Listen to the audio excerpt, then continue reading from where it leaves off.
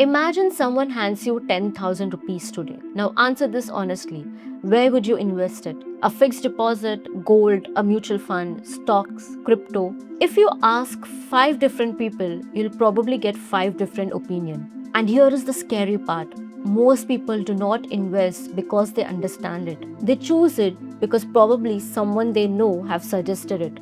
A friend, a relative, a WhatsApp forward, and sometimes they do not invest at all. That single decision, repeated over years, can cost you lakhs. So instead of taking opinions, we decided to compare 7 investment options that most Indian would often consider. Not to find highest return, but to answer one much important question, that if you had 10,000 today, which option deserves it? To make this fair, every investment option will be judged with exact 5 questions. By the end of this video, every option will have a final score. Some will perform exactly as expected. Some option will surprise you. And one of the India's favorite investment option doesn't perform as most of you think. So let us get started. Namaste friends, I'm Rohini and you're watching the knowledge series of fincash.com.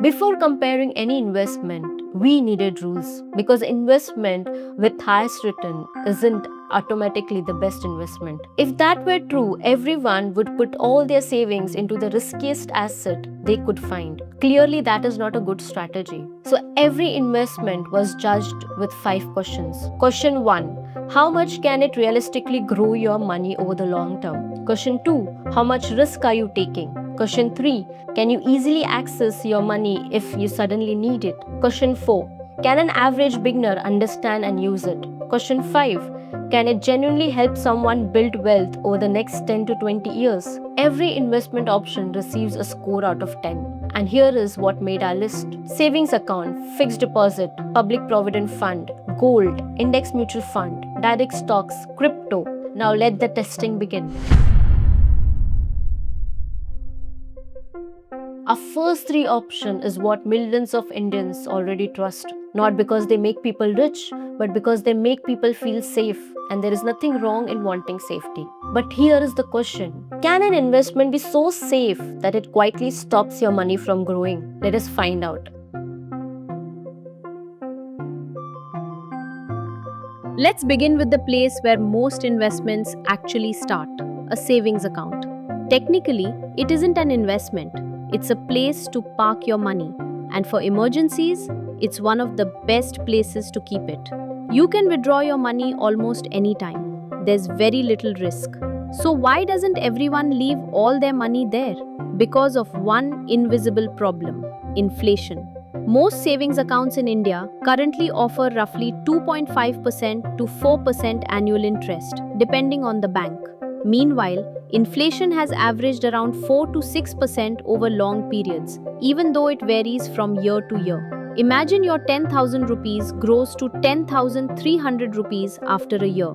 Sounds good.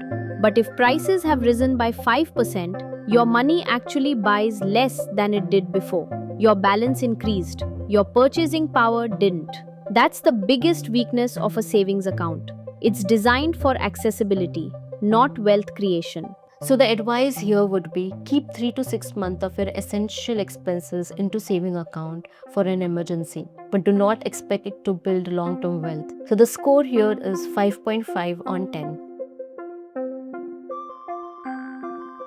Now let's move to India's most favorite investment, the fixed deposit. Now here is why people love it. When you invest in an FD, you already know how much you will receive at the end. No market crashes, no sleepless night. For many families, that certainly feels priceless. Today, many bank offers FD broadly in 2.5 to 8% range depending on the bank and tenure. That can outperform a saving account. But here is the catch. Interest earned on FD is generally taxable according to your income tax rules. And after accounting for inflation and taxes, the real growth may be much lower than it first appears. So while your capital is relatively stable, Its ability to build long-term wealth is limited. So the advice here would be that if you're saving for a goal that is just few years away, like for a wedding or a down payment of car, then an FD can make a lot of sense. But for goals like 15 to 20 years away, it may not be enough on its own. So the score here is 7 on 10.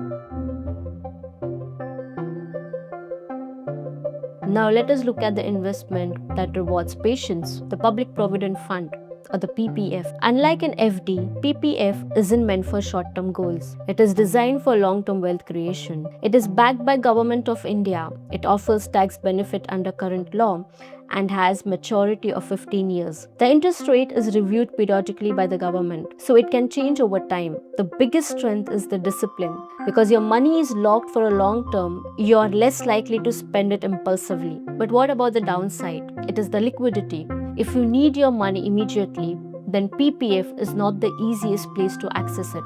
So the reality check here is PPF is excellent for long-term goals like retirement, but it is not suitable for money you might need next year. So the score here is 8.5 on 10. One thing becomes obvious: safety has a cost. The safer an investment becomes, the less likely it is to generate high long-term returns. So what if you're willing to take that little risk in exchange for long-term growth? That's where the next two investments come in. For decades, two investment options have dominated conversation about long-term wealth. One is gold and other one is equity markets. One has protected wealth for generation, the other has created enormous wealth in long term. But which one deserves your 10,000 rupees investment? This brings to our test number 4, that is gold. Indians have trusted gold for centuries, not as jewelry but as a store of value. When people worry about inflation, economic uncertainty, or currency weakness, gold often gets attention.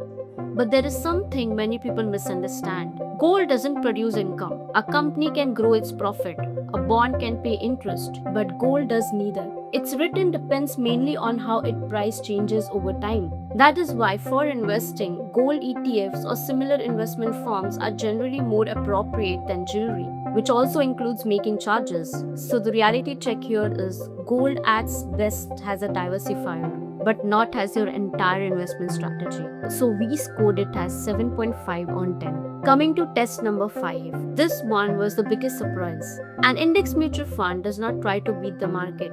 It simply follows it. Instead of betting on one company, you invest in many companies through a broad market index. That means diversification, lower cost than many actively managed funds, and no need to constantly pick winning stock. Historically, diversified equity markets have delivered strong long-term returns over decades, although returns are never guaranteed. The biggest advantage here isn't excitement, it is consistency. Now let's look at the reality check. If you are investing regularly for next 10 to 20 years and can handle markets ups and downs, an index fund is one of the simplest way to participate in long-term economic growth. So we scored it 9.5 on 10. At this point, one lesson becomes impossible to ignore. The investment with the best long-term track record weren't the ones promising quick riches. They were the ones that made it easiest to stay invested. But what if you want even higher returns? That's where things become much riskier. Every investment conversation eventually reaches towards that is high return. But with high return comes high uncertainty. Now let's look at two options people chase the most. This brings to a test number 6. Buying individual stock means owning a piece of a specific company. If that company performs exceptionally well, your returns can be outstanding. If it does not, your losses can be significant. Unlike an index fund, success depends much more on your research, patience, and emotional discipline. So the reality check here is stocks can be rewarding, but they're generally better suited to people who are willing to spend time learning and can tolerate volatility. So we scored it as 8 on 10. Let's go to our test number 7. Few investment options create as much excitement or as much debate as crypto. Supporters see the future, critics see speculation. The reality is that crypto has experienced extreme price swings with periods of dramatic gains and equally dramatic losses. That makes it high-risk asset. In India, crypto assets are not regulated by SEBI. and they do not have the same investor protection that apply to SEBI regulated investment products. So we scored it as 5 on 10. When we started this experiment, we thought we would discover investment that gives highest return. Instead, we discovered something much more important. The best investment is one that gives you growth consistently. It gives you simplicity, risk, and more importantly, it helps you meeting your financial goals. No single investment is perfect. Each investment solves a different purpose. A saving account protects liquidity.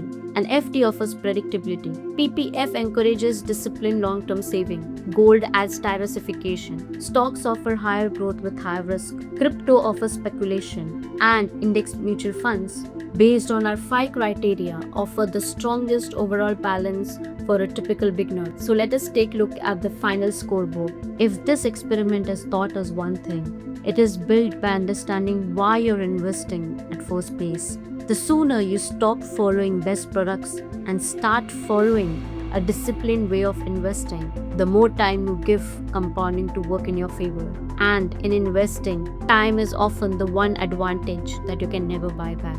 So start taking your investment seriously if you haven't yet. It is your money, invested smartly.